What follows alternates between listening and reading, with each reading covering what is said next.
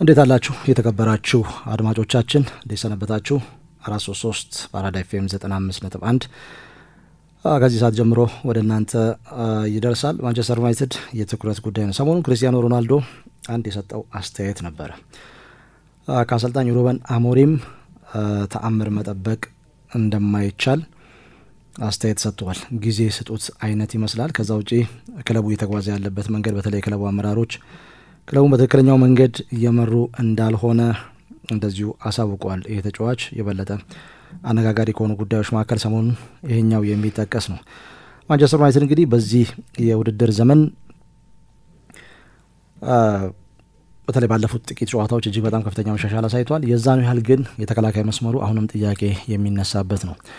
ከ10 ጨዋታዎች በኋላ ለማነጻጸር ያህል በ2022-23 የውድድር ዘመን 15 ጎሎች አስተናግዷል። በ2023-24 የውድድር ዘመን 16 ጎሎችን አስተናግዷል። በ2024-25 የውድድር ዘመን 19 ጎሎችን አስተናግዷል። በዚህ የውድድር ዘመን ደግሞ 16 ጎሎችን አስተናግዷል። ኢኒዮስ ወይንም ደግሞ ሰር ጂም ራትክሊፍ በቅርብ ጊዜ የሰጡት አስተያየት ትኩረትን የሚስብ እንደሆነ ይታወቃል። ልክ የአርሰናልን አይነት አካሄድ መከተል አለብን። በመጀመሪያዎቹ 2 ዓመታት አርሰናል እጅግ በጣም የስቃይ ጊዜ ነበር ያሳለፈው። ከዛ በኋላ ግን አሁን ያለበትን ሁኔታ ተመልከቱ።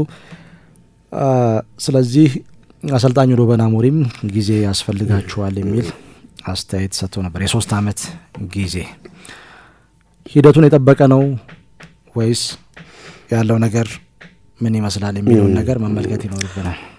መቼም ክርስቲያኖ ከማንቸስተር ዩናይትድ ጋር ያለው ህልዋ ያበቃው ከዚሁ ከፒየርስ ሞርጋን ጋር ያደረገው የመጨረሻ ኢንተርቪው ነውና በወቅቱ አነጋጋሪ ነበር። በተለይ ኤሪክ ቴን ሃግን የተቸበት የማንቸስተር ዩናይትድን አጠቃላይ በተለይ ማድሪድ ሄዶ ከተመለሰ በኋላ በማንቸስተር ዩናይትድ በኩል ያለው ለውጥ ኦልሞስት ስታንድ ስቲል ሆኖ እንዳገኘው ማንቸስተር ዩናይትድ እኔ ስወጣ የነበረውን ዩናይትድ ነው ያዩት ምንም ለውጥ የለውም የሚል አስተያየት ሰጥቶ ነበርና በሁለት ጎራ የከፈለ ነበር። የማንቸስተር ዩናይትድ በዓለም አቀፍ ደረጃ በሁለት የከፈለ ነበር። አንደኛው በዚህ ደረጃ ክለቡን ኤክስፖዝ ማድረግ አልነበረበትም፣ ከቴን ሃግ ጋር ያለውን የግል እንትን በክለቡ ብዙ ጥያቄዎች፣ አንዳንዶች ደግሞ ፋክትን የተናገረው እንዳውም ማንቸስተር ዩናይትድ የክርስቲያኖ ሮናልዶን አስተያየት ሰምቶ ወደ ለውጥ ጎዳና መምጣት አለበት፣ በበጎ ጎኑ ነው መታየት ያለበት የሚሉ አስተያየቶች ነበሩ ማስታውሰውና ግን አነጋጋሪ ነበር። አሁንም ከፒየርስ ሞርጋን ጋር ነው የመጀመሪያው ኢንተርቪው። ከዛ በኋላ እንኳን የመጀመሪያው ነው ማርክ ሌላ ቦታ ክርስቲያኖ ኢንተርቪው ሲያደርግ አልሰማውም እኔ እንደዚህና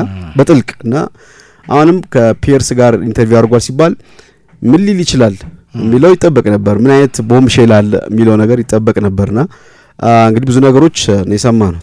ትናንት ስናነሳ ነበር በተለይ ከዚህ ከጎል አስቆጣሪነቱም ጋር የዓለም ዋንጫ በሚመለከት የሰጠው አስተያየት አሁን ማነጋጋሪ ነው።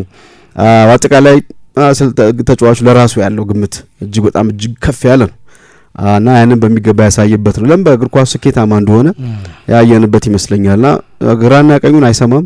ራሱ የሚፈልገውን አላማ ጋር ለመድረስ ያለ ምንም መዘናጋት የሚሰራ አይነት ተጫዋች ነውና አሁንም እኔ ስለ ማንቸስተር ዩናይትድ የሰጠው አስተያየት የመጀመሪያው ባለፈው 2022 ላይ ከወሰድነው ትምህርት አንፃር አሁን ክርስቲያኖ ስለ ማንቸስተር የሰጠው ማንቸስተር ዩናይትዶች ሲሪየስሊ መመልከት ያለባቸው ይመስላል። ተመልክተው እኮ አሻሽለውታል። በትክክል የመጀመሪያው 50 ሚሊዮን ፓውንድ ከፍለው ካሪንግተንን በሚገባ በትክክል የመጀመሪያው ላይ ግን አንዳንድ ነገሮች አሉ። ያው ኮንትራቱም ተቋረጠ ምናምን ነገር አብዛኞቹ ነገሮች በኔጌቲቭ ነው የታዩት በክለቡ በኩል የክለቡን ብራንድ ያ ነው የታየው። ግን አሁን ግን በትክክል የተናገረው ነገር ትክክል ይመስለኛል ከዩናይትድ ጋር ተያይዞ ያነሳ ያለው ፖይንት። ምክንያቱም የአርሰናል ሞዴል የገለጸበት ምክንያት በጣም በትክክል የሚታይ ስለሆነ ነው። አርሰናል ሚኬል አርቴታ እኮ ሲመጣ የነበሩት ተጫዋቾችን ተመልከት፣ በጣም አንደር ፐርፎርም የሚያደርጉ አንዳንድ ጊዜ ቀልድ የሚመስል አሁን ሽኮድራ ሙስታፊ እና ሶክራቲስን የያዘ ቡድን በየሜዳው ክፍል ላይ በጣም አንደር ፐርፎርም የሚያደርጉ ተጫዋቾች የበዙበት ነውና የመጀመሪያው ትልቁ ስራ እንደዚህ ጌት ከነዚህ መገላገል እና ሩዝለስ የሆነ ምህረት የለሽ ሆነ ውሳኔ ያስፈልጋል። በ2 በ3 በ4 የዝውውር መስኮት ነው እነዚህ ያጸዳው ሚኬል አርቴታ እና ያን ካጸዳ በኋላ እሱ በሚፈልገው መንገድ የሚፈልጋቸው ተጫዋቾች መጡ። አብረው የነበሩት ተጫዋቾች ደግሞ ወደሱ ካልቸር እንዲመጡ ነው ያደረገውና ከዚህ በኋላ ግን ካልቸር ነው የገነባው። እንግዲህ አሁን እንደምታየው ካልቸር ማለት አጠቃላይ ክለቡ ማህበረሰብ የሚመራበት ነው። አሁን በአርሰናል ውስጥ ካልቸር ገንብቷል። ቡድኑ የሚጫወትበት መንገድ የሚጫወትበት ካልቸር ተገንብቷል። ከዛ ውጪ ልምምዱ ከልምምዱ ውጪ ያለው በክለቡ ውስጥ ዙሪያ ያለው አትሞስፌር በደጋፊውና በተጫዋቾቹ ማለት ያለው ኮኔክሽን ኢቨን አሁን አርሰናል ውስጥ የምንሰማው መዝሙር አልነበረም ብሏል። ኖርዝላንድ ፎሬቨር ከሆነ የመጣውና ይሄ ቡድኑ በደንብ ኮኔክት አድርጓል በሁሉም ረገድ ማለት ነውና በዛ ላይ ደግሞ በጣም ያስገርመኝ ሁለቱም ባለቤቶቻቸው አሜሪካን ናቸው። የሁለቱ ማንቸስተር ዩናይትድም ያርሰናል እና እኔ ከግሌዘር ቤተሰቦች ይበልጥ በጣም ስስት ነበረባቸው የማስበው ክሮንኬን ቤተሰብ እንዳውም ግሌዘርስ ማንቸስተር ዩናይትድ እኮ ብዙ ኢንቨስት አድርገዋል እኮ አይደል ከመጡበት ጊዜ ጀምሮ በጣም ቶፕ በቢሊየን ፓውንድ በቢሊየን እና ክሮንኬ እንደዛ አላረጉም እና በድንገት ግን የእግር ኳስ አስተሳሰባቸው የተቀየረ ቢሚተል ሚኬል አርቴታ ከመጣ በኋላ እርግጥ በቬንገር የመጨረሻ ዘመንም እንደነ ኦዚልን ለመሳሰሉ ተጫዋቾች እኮ ብር ወጥቷል፣ አሌክሲስን ለመሳሰሉ ተጫዋቾች። አሁን ደግሞ ግን ክለቡ የሚመራበት ብሬን የእግር ኳስ ብሬን እጅግ በጣም አስገራሚ ነው ያዩት። ኤዱ መጣ። ኤዱ የተወሰነ ቡድን ሰፖርት አድርጓል፣ ምንም ጥያቄ የለውም። በኋላ ደግሞ አንድሪያ ቤርታ መጡ። አንድሪያ ቤርታ ደግሞ የፈጠረው ያሉት ተጽዕኖ ያየን ነውና መጀመሪያም ከክለቡ ጋር አንደር ፐርፎርም ያደረው ከክለቡ ባህል ጋር የማይሄዱ ተጫዋቾች ክርስቲያኑ አንዳንድ ተጫዋቾች ማንቸስተር ዩናይትድ ራሱ ምን እንደሆነ ምን ያህል ከፍ ያለ ወይም ደግሞ ትልቅ ብራንድ እንደሆነ እንኳን የሚያውቁ ያሉ አይመስለኝም እኮ ነው ያለው አይደል እዚህ አስተያየት ላይ ማያውቁ አሉ እኮ ብሏል። እና እነዚህ ይሄ ነው የክለቡ ካልቸር የክለቡ ማንነት ማለት ነው። ከነዚህ መጀመሪያ መላቀቅ አለብህ ማርክ። ከዛ በኋላ ደግሞ ካልቸር መገንባት አለብህ። ሩበን አሞሪም እዛ ቦታ ላይ ትልቅ ካልቸር ፈርጉሰን ትልቅ ካልቸር ቬንገር ካልቸር ነበራቸው። ከዛ በኋላ ቀስ ያልክ ወደ ውጤት ነው የምትመጣው። አርሰናል አሁን እየተጠበቀ ያለው ውጤት ነው። እነዚህ ሁሉ ፕሮሰሶች አልፏል። ሊሳካ ላይሳካ ይችላል፣ ግን ፕሮሰሱ ትክክል እንደነበር እያየን ነውና አሁን ሩበን አሞሪም ይሄን ለማድረግ በአንድ የዝውውር መስኮት አይችሉም። በሁለት የዝውውር መስኮትም ይቻል አይመስለኝም። 4 5 6 የዝውውር መስኮት ይፈልጋል ይሄን ካልቸር ለማምጣትና አሁን ለማንቸስተር ዩናይትድ ሩበን አሞሪምን አሰናብቱ እንደገና የሚመጣው አሰልጣኝ ሳይክሉ ድጋሚ ሪሳይክል እያደረገ ይሄዳል እንጂ ፕሮሰሱ ጊዜውን እየጠበቀ ማንቸስተር ዩናይትድ ተጨማሪ ምንድነው ውድቀት ተጨማሪ የውድቀት አመታት ከሚያሳልፍ አሁን የሆነ ነገር ሎስ አድርጎ በሆነ ጊዜ ውስጥ አልፎ ድጋሚ ይመጣ ይሻላል። ሊቨርፑል እኮ እንደቀልድ ነው ከ1990 በኋላ እኮ ማርክ 31 አመት ይፈጅበት 30 አመት እንደቀልዳው እና ማንቸስተር ዩናይትድ ስንት ሆነ አሁን 2013 ሰር አሌክስ ሄዶ 13 አመት አሁን ይሄ ያለ እኮ ደረሰ እኮ የሊቨርፑል ላይ ደርሰ ነውና አሁን የሁሉ ጊዜያት በውድቀት መታለፉ ካልቀረ ጊዜ ሰጥተው ለአንድ በትክክለኛ ውሳኔ ወሰነው ቡድኑን በደንብ በትክክለኛው መንገድ መገንባት አለባቸውና በጣም ክርስቲያኑ የሰጠው አስተያየት እኔ ሙሉ ለሙሉ ለመስማማው አሞሪም አሁን በትክክል ምንም ጥያቄ የለውም ሚራክል ሊሰራ ይችላል። ቶፕ 4 ከጨረሰ ቶፕ 5 ሚራክል ነው ምንም ጥያቄ የለውም። ግን ትልቅ ስኬት ነው። ከዛ በኋላ ግን 3 4 5 አመት ወጣት አሰልጣኝ ነው።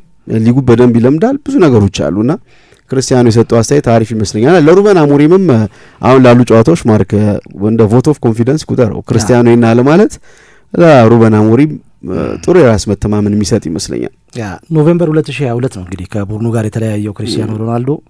ግን እርሱ ያንን አስተያየት ለፒርስ ሞርጋን ሰጥቶ የክለቡን ብራንድ አበላሽታል ተብሎ በተለያየበት ጊዜና አሁን ባለው መካከል ልዩነት አለ። እሱ ከለቀቀ ከ15 ወራት በኋላ ኢኒዮስ ማንቸስተር ዩናይትድን የተረከቡበት ጊዜ ነበረ፣ ወይንም ደግሞ 27% ድርሻ ገዝተው ቡድኑ የተረከቡበት ጊዜ ነው።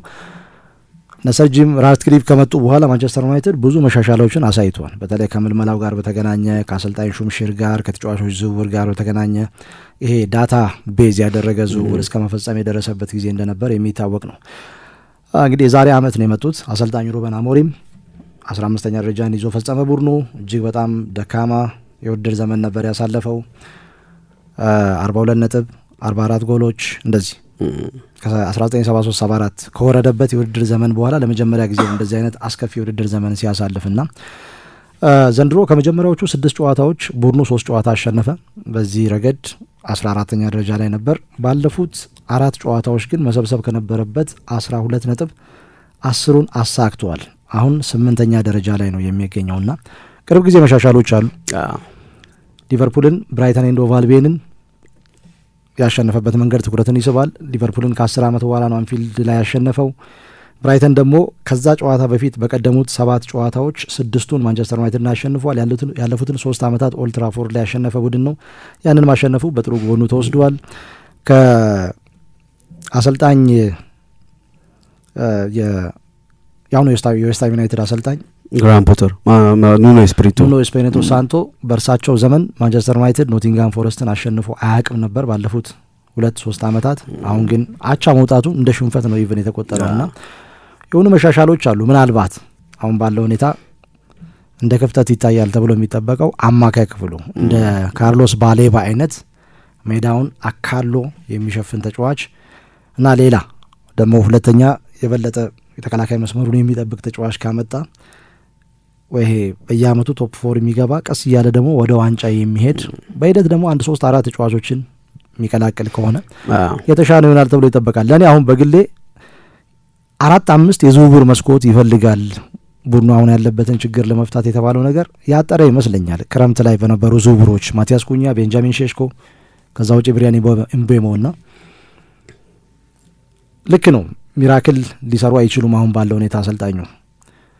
የክለቡ አካሄድ ግን ክርስቲያኖ ሮናልዶ በነበረበት ጊዜና እሱ ከለቀቀ በኋላ እነ ኢኒዮስ ክለቡን ከተረከቡ በኋላ ባለው መካከል ልዩነት ያለ ይመስለኛል። በትክክል የኢኒዮስ መምጣት ያቄ በዛ ላይ የፉትቦል ጉዳዮችን የኢኒዮስ ስራ ነው እና ትልቁ የማንቸስተር ዩናይትድ ችግር የነበረው እኮ ማርኬቲንግንም ቢዝነሱንም እግር ኳሱንም ይመሩ የነበሩት ኤድዋርድ መሆናቸው ይመስለኛል የዛን ጊዜና ምናልባት እሳቸው ተጫዋች ሲያዘዋውሩ እንደ የቴክኒክ ሰው ስትሆን ሜዳ ላይ ቡድኑ ተጫዋቹ ታክቲካሊ ኢንዲቪጁዋሊ ምንድነው የሚሰጥ የሚለው ነው የምታስበው። የቢዝነስም ሰው ስትሆን ግን ከሜዳ ውጭ ደግሞ ይሄን ብራንድ ምን ያህል ከፍ ያደርገዋል ከቢዝነስ አንጻር ይህ ተጫዋች መምጣት ምን ይጨምራል የሚለውን ይመስለኛል የሚያዩትና ይሄ የማድሪድ አካሄድ ፍሎሬንቲኖ ፔሬዝ የመጀመሪያው አመት ላይ ተጫዋች ሲዘዋወር ቡድኑን የእግር ኳስ ሰዎች የሚያማክሩም አይመስለኝም። በአብዛኛው ከሜዳ ላይ ጉዳዮች ይልቅ የሚያዘዋውሩ ተጫዋች ከሜዳ ውጭ ለማድሪድ በሚሰጠው ጥቅም ላይ ነው አብዛኛው ማኬሌሌው ቱ ቤካም የመጣበት ማለት ነውና የዛ አይነት ነገር አለ ኤድዋርድ ላይ በፊት የማየው ነገር ማለት ነው። አሁን ግን በትክክል እግር ኳሱ ለብቻው የሚመራ ብሬን አለ እነ ጄሰን ዊልኮክስ ምናምን ኢኒዮስ ከመጣ በኋላ ያን በደንብ ለማጠናከር ሞክረዋል። የማንቸስተር ሲቲውን ሰው ያምጥተዋል ኦማር ቤራድ በደንብ ኤክስፒሪየንሱን እየጠቀመ ያለ ይመስለኛል። ሰው እንደውም ሩበን አሞሪም እንዲመጡ ትልቅ አስተዋጽኦ ያደረጉት ቤራዳ ናቸው ሊዝበን ድረስ በመመላለስ ማለት ነው። እና እንዳልከው የኢኒዮስ መምጣት በጣም ጥሩ ነው እግር ኳሱ ላይ ጥሩ ለውጦች ያመጣ ነው። ግን ከዚህ በላይ ብዙ ይጠበቃል በማንቸስተር ዩናይትድ ሌቭል ለመገኘት ማለት ነው። እና አሁን ስትመለከት አንዳንድ ተጫዋቾች ኦፍሎድ ማድረግ አልቻሉም። አንዳንድ የማይፈልጓቸው ተጫዋቾች ቶሎ ለመልቀቅ ዩናይትድ እየተቸገረ ነው። ራሽፎርድ በውሰት ነው የወጣው፣ ጋርናቾን ለቀዋል። አሁን በቀጣይ በዝውውር መስኮቶች የሚገቡ ተጫዋቾች ብቻ ሳይሆን አሞሪም የማይፈልጓቸው ተጫዋቾችን የመውጣት ሂደትን ያካትታል እና እነዚህ አይነቶች የማይሳኩ ከሆነ እንትኑ ፕሮሰሱ ትንሽ ያረዝመዋል እና የዝውውር መስኮቶቹን ከዛ ውጪ ወደ ዋንጫ ለመጓዝ ያስፈልጋል። አሁን ቡድኑ ስቴብል ይሆናል። ከዛ እንዳልከው ቶፕ 4 እየጨረሰ ይሄዳል። ከዛ ደግሞ ወደ ዋንጫ የሚወስድ ኤክስ ፋክተሮችን ደግሞ ለማግኘት ሌሎች ኢንቨስትመንቶች ያስፈልጋሉ። ለዛ ነው 1-4-5 ዋንጫ ድረስ ለመሄድ በአውሮፓ ሌቭል ከሰሚ ፋይናል በላይ ይሄ የቀደመው ማንቸስተር ዩናይትድ ለማምጣት ይሄ ትግስት የሚያስፈልገው አይነት ቡድን ይመስለኛል። ዋንጫን ታርጌት ያደረጉት 2027-28 የውድድር ዘመን ያ ማለት በዛ መሀል ብዙ ለውጦች በማንቸስተር ዩናይትድ ቤት ውስጥ ይኖራሉና ይሄን ስትመለከት ክርስቲያኖ ያለው አሪፍ ነው። ለአሞሪም ስለ አሞሪም የተናገረው ኢኒዮስም ጊዜ ያለም ጥርጥር ከዚህ ቀደም ዝም ብለው የስንብት ደብዳቤ ምናምን የሚጽፉበት ጊዜ አይመስለኝም እና እንዳልከው በሂደት ቀስ ያለ አሁን የተቀበሉት ይመስለኛል። ማርክ በፊት ማንቸስተር ዩናይትድ ትንሽ ተናነቀው ይመስለኛል። ይሄ ስኬት እየራቀው መምጣቱ አልተለመደም ቤት ውስጥ ማንቸስተር ዩናይትድ 30 ዓመት ምናምን 40 ዓመት ያለፈው እንትን ነው የውድቀት ታሪካቸው እና ለመቀበል የተቸገሩ ይመስላል። አሁን ግን ጀስት በቃ ማንቸስተር ዩናይትድ ያለበትን ሌቭል ያውቁት ይመስለኛል። ስለዚህ ከስክራች ጀምሮ መስራት እንዳለባቸው የተማመኑ ይመስለኛል። 2016 ፔፕ ሲመጣ እኮ ወደ ሲቲ ጆዜን ነው ያመጡት። ማንቸስተር ሲቲ ፔፕን ካመጣ we are as big as ማንቸስተር ሲቲ አምቢሽናችን ተብሎ ነው ሞሪኖ የመጡት ፕሩቭን ኮች። ግን ሜዳ ላይ ደግሞ ስትመለከተው ይታወቃል ሊመጣ የሚችለው ውጤት ማለት ነውና የዛን ጊዜ ማንቸስተር ዩናይትድ ከሲቲ ጋር የሚጋፋበት የክለቡ የታላቅነት የዊኒንግ ሜንታሊቲ ፌድ አረገ እንጂ አልጠፋም ነበር። አሁን ግን ኦልሞስት በስም ያለው አሰልጣኝ ወይ ሱፐርስታር ምናምን በማምጣት ሳይሆን እንደዚህ አይነት ሌላ የራሳቸውን ታሪክ ለመስራት የተዘጋጀ ወጣት አሰልጣኝ ነው ያገኙትና ለአሞሪም ያን ታሪክ እንዲሰራ የሚያደርገውን እድል የሚሰጡት ጥሩ ነው። ፈርጉሰንም እኮ ከስንት ዓመት ነው 86 መተው እኮ 93 ላይ ነው የመጀመሪያውን ዋንጫ ያነሱት። ኤግዛክትሊ በዛሬው ቀን ነበር የመጡት ከ39 ዓመት በፊት በዛሬው ዕለት። ከዛ በኋላ ያው የመጀመሪያዎቹ 4-5 ዓመታት ተቸግረው ነበረ። ያቺ ኤፍ ኤ ካፕ ዋንጫ ታች ከዛ በኋላ ያለው ታሪክ ይታወቃል። 13 የፕሪሚየር ሊግ ዋንጫ፣ 2 ቻምፒየንስ ሊግ፣ ተጨማሪ ብዙ ድሎች ነበሯቸው። ዞሮ እንግዲህ ማንቸስተር ዩናይትድ ያው በኢኒዮስ አማካኝነት ለቀጣዮቹ 3 ዓመታት ለአሰልጣኝ ሩበን አሞሪም ኃላፊነት እንደሚሰጡ ከዚህ ቀደም አሳውቀዋል። ጊዜም መስጠት እጅግ በጣም አስፈላጊ እንደሆነ ሁሉም የተማመነበት ጉዳይ ይመስለኛል። አንዳንድ የተጫዋቾች ዝውውር በተለይ ክረምት ላይ በኢኒዮስ ስር እንግዲህ እስከ 250 ሚሊዮን ፓውንድ ከፍሎ ነው ተጫዋቾችን ያመጣው። ክረምት ላይ የፈረሙት ተጫዋቾች ምልክት አሳይተዋል። መጥተው ከቡድኑ ጋር በፍጥነት ነው መዋሃድ የቻሉት። አንዳንድ ክፍተቶች በተለይ አማካይ ቦታ ላይ፣ ከዛ ውጪ ዊንግ ባክ ሁለቱም ቦታዎች ላይ ክፍተቶች አሉ። የግብ ጠባቂ ቦታ አድሬስ ለማድረግ ሞክረዋል፣ ግን በቂ አይደለም።